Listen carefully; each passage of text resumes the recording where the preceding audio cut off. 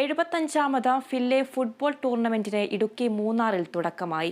Munnar KDHP മൈതാനത്ത് നടന്ന ഉദ്ഘാടന മത്സരത്തിൽ ലക്ഷ്മി എസ്റ്റേറ്റ് ടീമും നയമക്കാട് എസ്റ്റേറ്റ് ടീമും ഏറ്റുമുട്ടി. Tournament Munnar DYSP Alex baby ഉദ്ഘാടനം ചെയ്തു.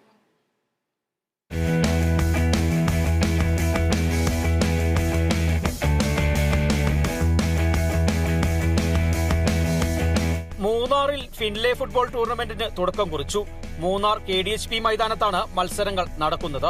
വിവിധ എസ്റ്റേറ്റുകളിലെ 14 ടീമുകളാണ് 75ാമത് ഫിൻലെ ഫുട്ബോൾ ടൂർണമെന്റിൽ മാറ്റുരയ്ക്കുന്നത്.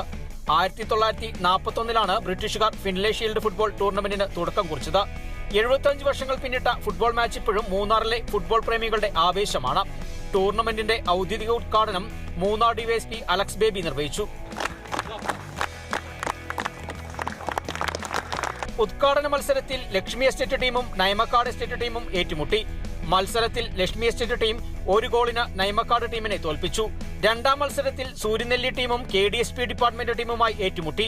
മത്സരത്തിൽ KDHP ഡിപ്പാർട്ട്മെന്റ് ടീം വിജയിച്ചു. എല്ലാ ദിവസവും ഉച്ചകഴിഞ്ഞ് ആരംഭിക്കുന്ന കാൽപന്ത് കളി കാണാൻ തോട്ടം മേഖലയിലെ സ്ത്രീകൾ ഉൾപ്പെടെ എത്തും.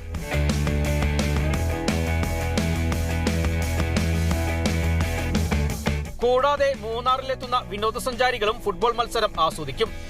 Bineesh Antony, Kerala vision news, Idukki.